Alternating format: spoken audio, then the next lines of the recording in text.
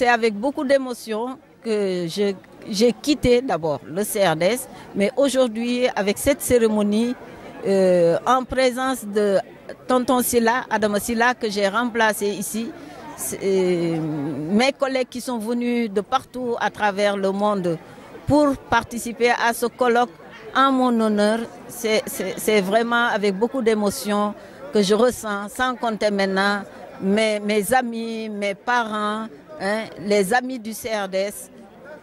Je ne peux même pas m'exprimer parce que je ne trouve pas les mots pour les remercier pour ça.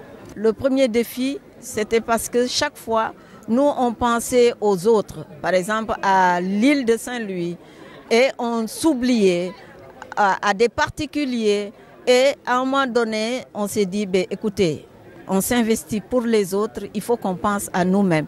Et c'est là où on a eu la chance d'avoir été accompagnés par la coopération espagnole depuis 2007 pour la réhabilitation du bâtiment.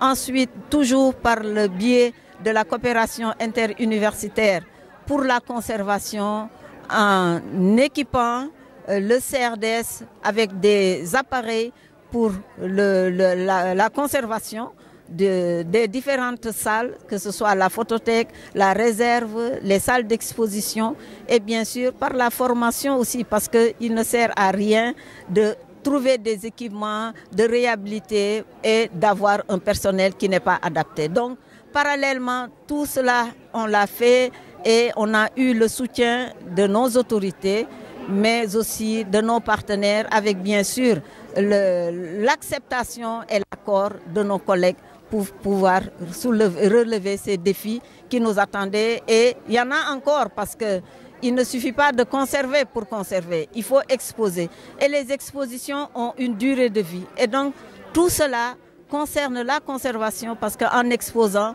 on fait de la conservation, en démontant, on fait de la conservation. Et donc avant les préparatifs, donc l'exposition c'est avant, c'est pendant et c'est après. Et donc d'ores et déjà, on doit penser à renouveler l'exposition qui est là, permanente, au niveau du centre d'interprétation.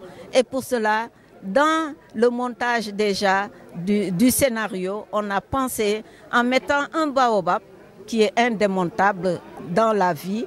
Et ce baobab permet aux visiteurs d'inscrire les idées, d'inscrire ce qui les a choqués, par exemple, d'inscrire ce qu'ils voudraient trouver qu'ils n'ont pas vu et pouvoir d'inscrire aussi ce qu'ils voudraient à l'avenir trouver du moment qu'ils ont trouvé ceci. Et ça nous permet de nous préparer à l'avenir. Et j'espère que mes collègues qui sont là sauront relever encore ces défis. Ça ne me surprendrait pas de toute façon parce qu'on les a formés, on a travaillé en convergence, en synergie pour pouvoir en arriver là aujourd'hui parce que toute seule, ce n'était pas possible. Je l'ai dit hier matin, à l'endroit des Saint-Louisiens, le patrimoine, c'est quelque chose que nous avons en commun et que nous devons préserver pour les générations actuelles et futures.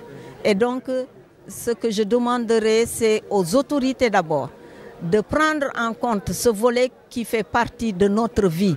Parce que, comme disait l'autre, hein, que le patrimoine, la culture, c'est à la base de tout développement.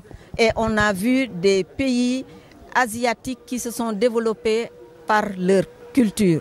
Et il n'y a pas de raison que nous, de notre côté, qu'on ne puisse pas le faire. Il faut un certain accompagnement, il faut une certaine sensibilisation, une certaine communication pour qu'on puisse en arriver à ce stade.